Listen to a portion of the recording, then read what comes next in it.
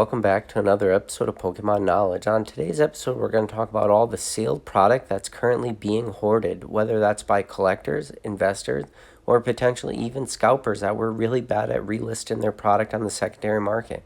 And I know we've kind of talked about this a little bit, but we've never really dove into the hoarded product that's being held by people and what this could mean for two reasons. One, if prices do start to rise again, or number two, what is all this hoarded product going to mean if prices start to really decrease? It's pretty funny because what spearheaded this video was 100% non-Pokemon related.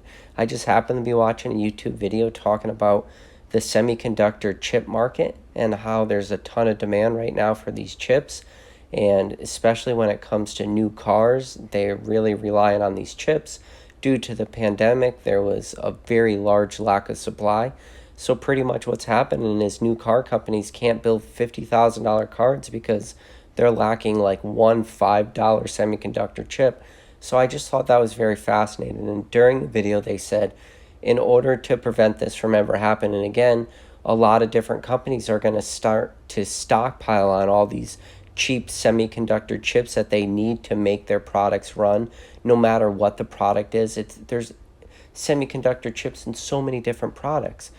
But by them now hoarding all these chips, it's causing an even stronger demand and stronger strain on the market. So I just thought that was pretty funny, and I was thinking in my head, wow, how does this relate to Pokemon?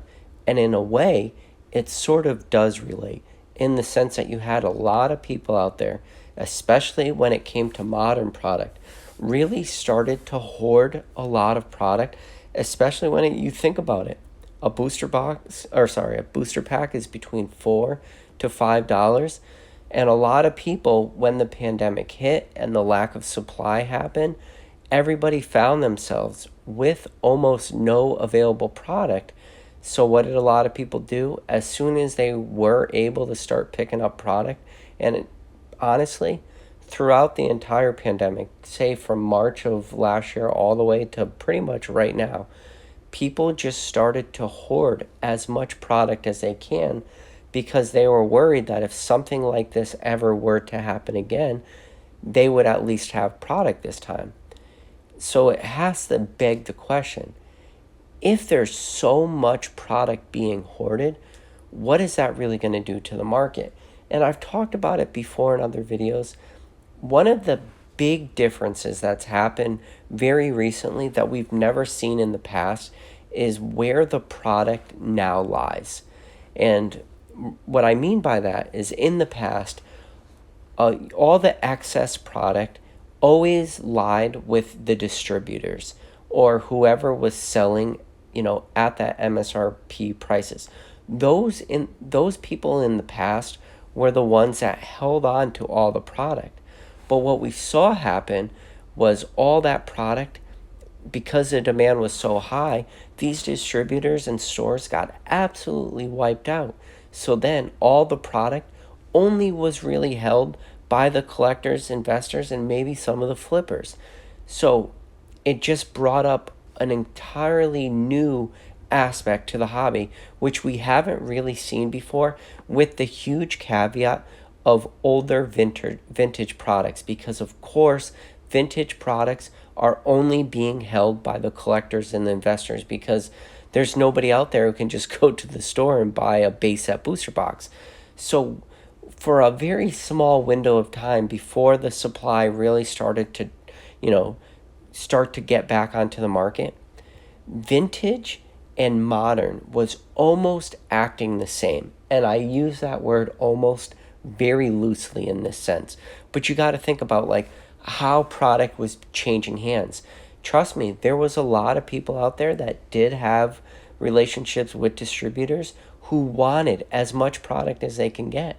And at the end of the day, there just was not enough product for these distributors to give to these people. So that was just such a different change in the market. But what did that cause? It had a cause and an effect, right? The cause was the pandemic, but the effect was all this product now started to really be hoarded. Don't get me wrong. There was a ton of product opened, In the long term, I think it was a good thing because not only were people hoarding product, but they were opening product. And opening Pokemon product, I've said a million times, is the best possible thing that anybody can do for themselves or for the hobby, because anytime you open packs for certain sets, you really become more emotionally invested in that. You become more recognizable with what cards are in that set, what are the chase cards, rarities, stuff like that. That is great for the collector. It's great for the investor to really be well rounded when it comes to different sets. And I'm sure you guys can think back and maybe think about some of the older sets, probably like some of the black and white sets, or maybe diamond and pearl stuff you never got the chance to really open. And you may not even know what cards are in that set just because of that lack of opening that product.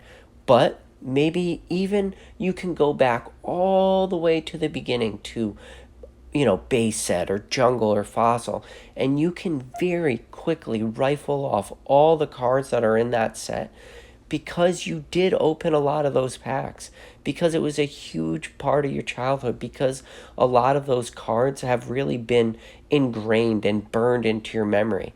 And a lot of that is because of what I said. It's because of that pack opening experience, and that's so important to Pokemon. So that was great that we saw people really start to do that. But we've never saw people hoard product, I don't think, like we have very recently. So you got to ask the question, and it's a good question to ask. What is all this hoarded product going to mean in the long term? We'll definitely talk about the short term and the long term, but just right off the bat, we'll talk about the short term.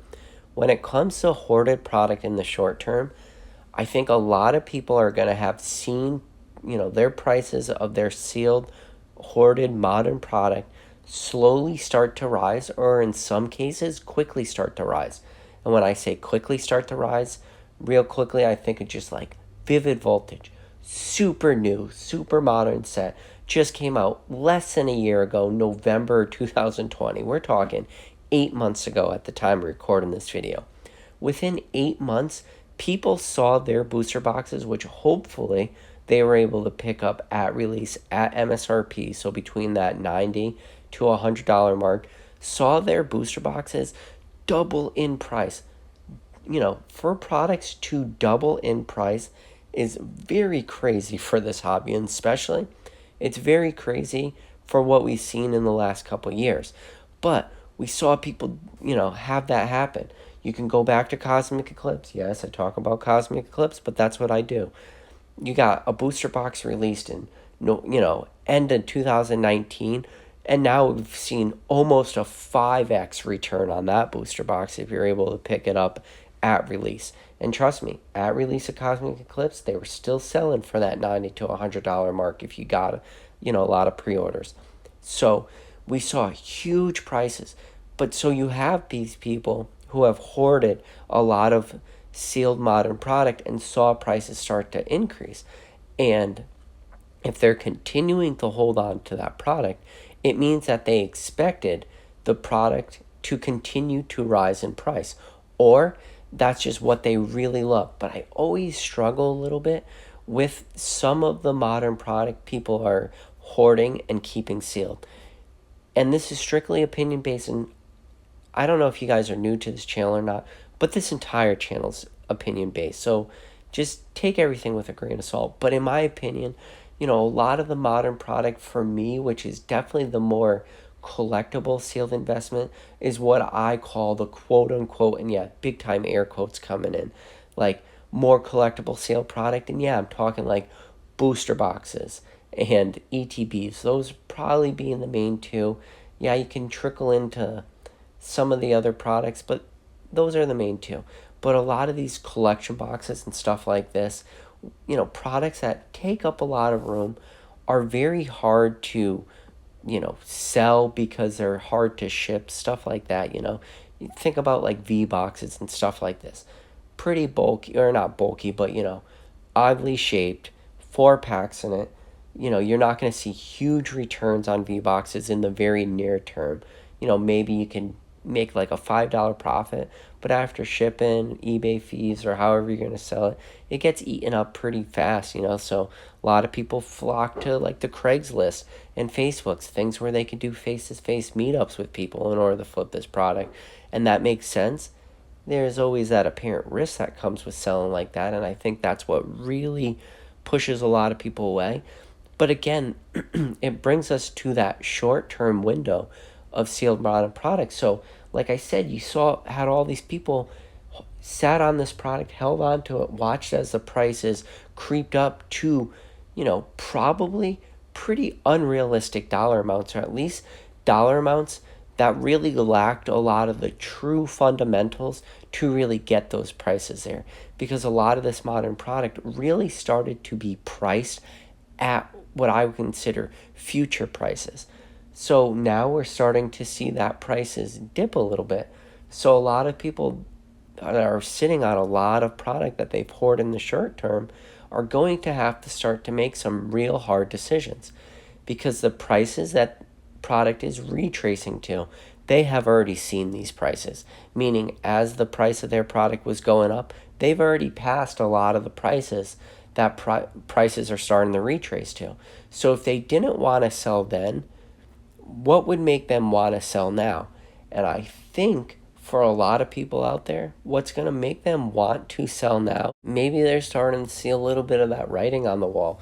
And maybe they're starting to, like I said, understand more about the fundamentals of this product, and that while modern does have a scarcity and rarity to it, given enough time and giving enough printing capabilities by Pokemon, it's very likely that we can see a lot of the rarity and scarcity to these products start to slowly, evaporate and slowly start to disappear.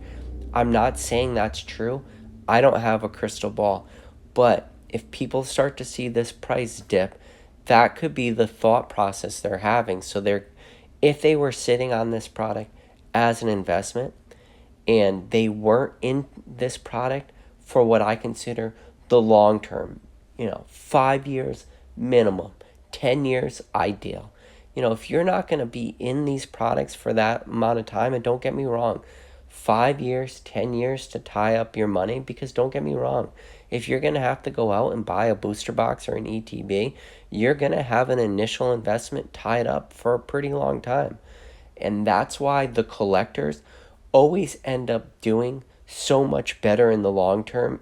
And again, strictly my opinion over investors, is because collectors are in the cards and in the hobby for a lot of, call it the more right reasons, meaning they really enjoy the product. So even when the product starts to dip, or there's downturns, or there's a lot of product on the market, or the product is actively being printed, collectors don't really care, because they're just happy to have the product.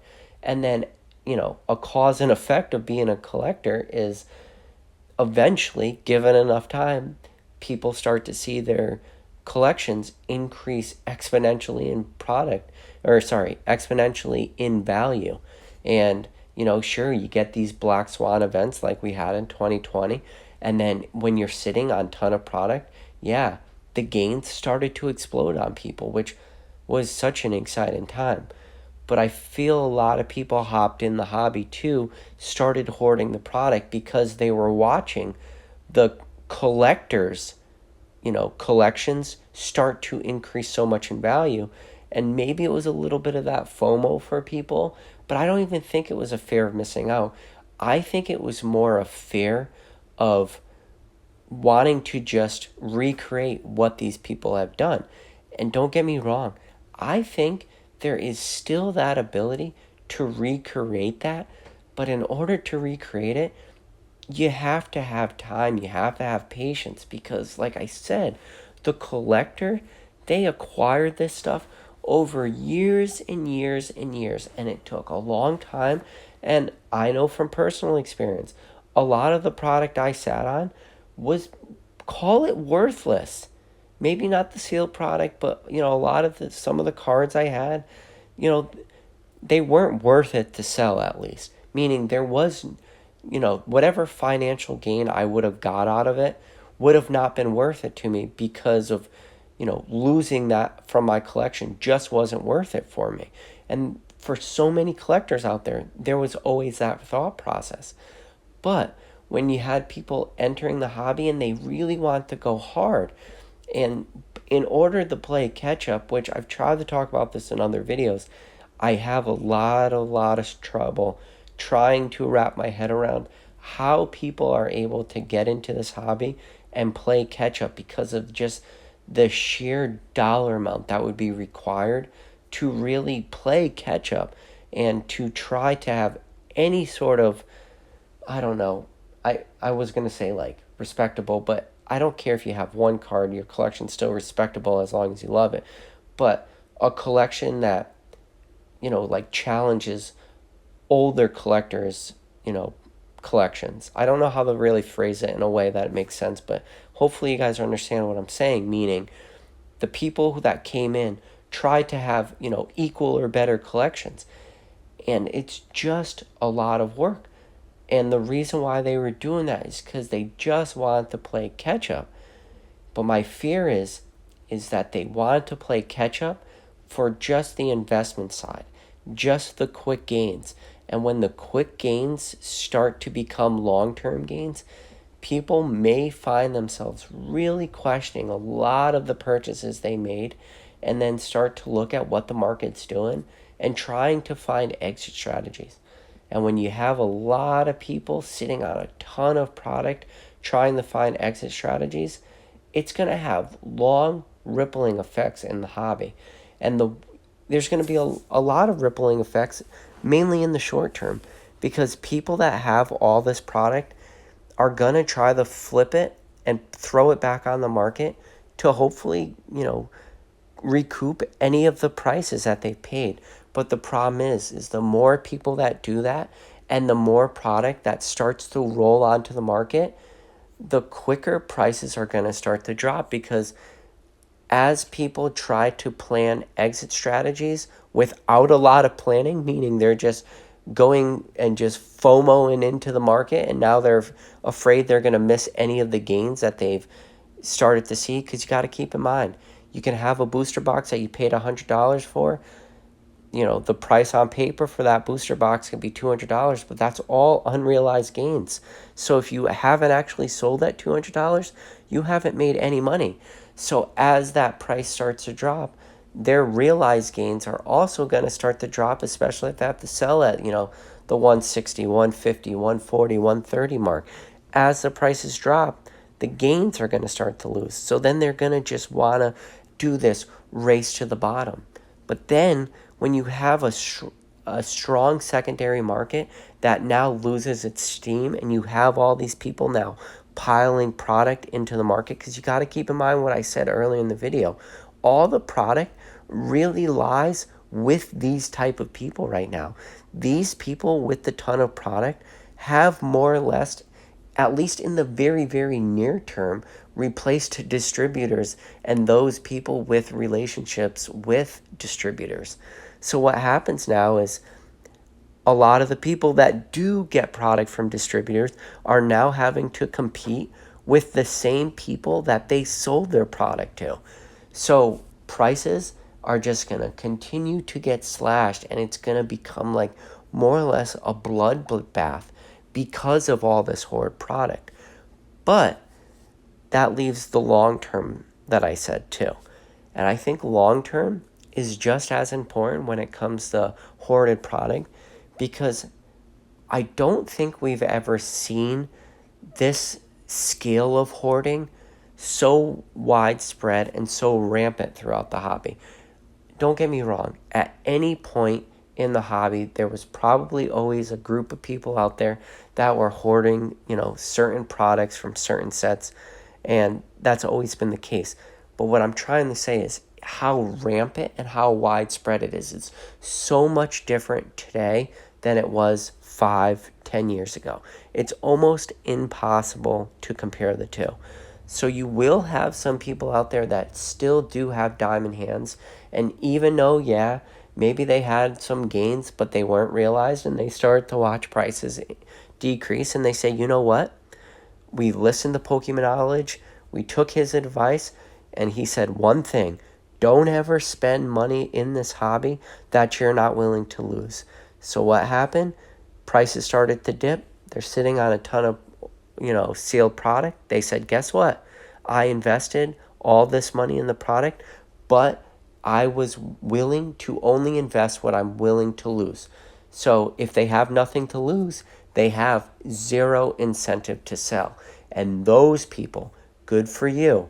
That is where you need to be. That's the best advice I can give you. That's great advice if you took it, where you're, not worried about price retraces. And if that's the case, yeah, then those people can sit on a product and eventually wait for rotations to happen, wait for product to go out of print. Hopefully product gets opened up, in the coming years, and eventually whatever they are sitting on does start to pull in a premium in the future. And I do believe there are a lot of bargains out there, but I don't think all the bargains have really come yet. I think we will see them come. I think when we start to see booster boxes prices really start to retrace back to that, $80, $80 to $90 mark, when people are really trying to flood booster boxes and just trying to dump their product onto the market. And I think Battle Styles will be the first booster box we really start to see that. Do I think that that would be a good pickup? Yeah, if you're willing to sit on it for the long term, and we've already talked about it before, Battle Styles will be the first product to sit on the shelves, and we're already seeing that. And eventually, it will rise in price just because, again, speculation. I do not believe Pokemon will be as, incentivized to go back and reprint it. And I said it just, I want to say, as recently as last video, the video before, a lot of people say, hey, but listen, Battle Styles is, huge part of the TCG. It's a game-changing set. It has a lot of good playable cards. Yeah, 100% I agree with you, but you got to keep in mind, so much of this product has already been open. Those singles that, competitive players are looking for are extremely readily available on TCG Player and different websites like that.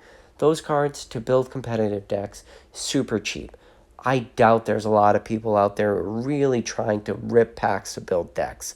That has never been the case, so I don't really see why something has changed where now that's what people are doing.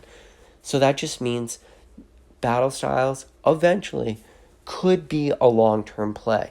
And you know what? It's really hard to say anything's a long-term play when it comes to Modern, because at the end of the day, Pokemon really does just have the ability to print as much or as little of stuff as they want. And I think that's the thing people don't really realize too, is there's two sides of that coin. It's as much or as little. No one ever wants to talk about the as little as they want to print part.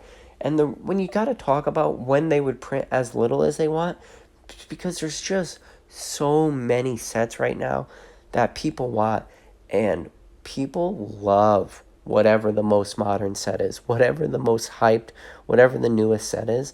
Yeah, Chill Rain is going to be super hyped, but then the Evolving Skies, oh my god, you're talking one of the most hyped sets ever. And it's crazy because I feel like I keep saying the same thing over and over. Before Chill and Rain got released, I said that was one of the most hyped sets ever. Then I'm talking about the, Evolving Skies as one of the most hyped sets. I'm really starting to get a little bit nervous about the 25th anniversary set.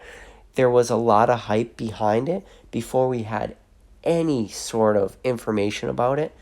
My fear is the very little bit of information we have is that it's going to be an extremely small set. And, a lot of people out there probably have really sour taste in our mouth about, very small sets. And the set that really comes to mind, I'm sure it comes to everybody's mind, is just Detective Pikachu. Detective Pikachu being such a lackluster set, being, 4 cards in a pack. The 25th anniversary set is going to have 4 cards in a pack. It's just so reminiscent. Now, can the cards in that set be completely different? Sure. could the 25th anniversary set actually be a gigantic set or a relatively large set for a set that only has 4 cards in a set? Yeah, sure it can. But I'm afraid we're not going to see that. I'm afraid we're going to see a very generation-ish type product. And generations, yeah, at release, everybody wanted generations. Super hyped. We saw packs go to like $30. It was crazy how quickly we saw those retrace almost to nothing. You know, what's going to happen with the 25th anniversary? Are we just going to have to go back, just to the very last major anniversary and just look at what happened to realize, how quickly everything is going to cool down? And, you think about 25th anniversary sets, there is a very small part of me that is almost worried that the 25th anniversary set is going to be not as good as like we saw with the McDonald's promos. At least with the McDonald's promos for the 25th anniversary, we had all the starters for all the different generations. Sure, is it going to be that small? Is it going to be a set like that? No, guys, I don't really think it's going to be like that, but I'm just, trying to make a joke. Maybe it went over a lot of people's heads.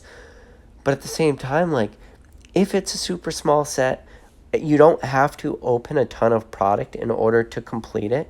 There's just not going to be that long running, let's keep buying product. Let's try to, create our binder sets. Let's hope for, decent resale values on a lot of these cards when it comes to the chase cards. Because small sets, it's easy to get chase cards. You'll start to see, whatever demand is out there quickly start to be met by all the people out there opening this product. But then that just brings up, what are you going to do now with all this hoarded product? And guys, this is and has always been, such a dangerous part of doing this sort of collecting, really chasing after a lot of modern product. And don't get me wrong, I'm always still very bullish for modern. And the only reason I'm bullish is, I've said it before, is that I keep having the argument. You can go back on all these older sets and just replace any of those older sets, name into the argument, but just have it 10 years ago, 15 years ago. But it is something very interesting, and I hope it's not an inevitability for prices to crash because of all the series of events that I told you guys might happen. But at the same time, you at least have to keep an open mind to it. Now, the caveat being, are there still like certain areas of modern that could still see a decent, growth? And it's possible. To be honest, I'm very surprised at how strong Champions Path ETBs are still selling strong at. I would have thought ETBs for Champions Path would have came right back down to that MSRP price. And we never really saw that happen. It never really dropped on the secondary market to the $49.99. I think there's a chance Shining Fate starts to drop. At least all the collection boxes, with the promos or the tins. Very realistic that we see those prices start to drop.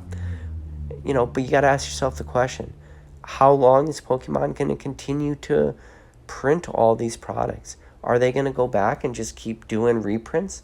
Who knows? That's the scary thing, right? Is that R word, is that reprint. Because Pokemon has the ability to just turn the printers on and have them go, go, go. And, there'll never be a day, at least in my opinion, there'll never be a day where Pokemon ever releases print runs for all this stuff. For people to really get an understanding. Yeah, Pokemon talked about how many cards they sold. It was like over 3 billion. That's a ton of cards, especially looking at the history of the hobby. It's a very large amount. But it's almost crazy too, is because the market was able to absorb 3 billion cards. I think that is more impressive than the actual number that Pokemon released. Just the fact that the market was so strong that people were able to pick up all this product. And I want to know, for a lot of people out there that were hoarding product or are continuing to hoard product, at what point is enough for people? And, that's what it really comes down to, is how much modern product are you really going to sit on forever, or at least for a very long term?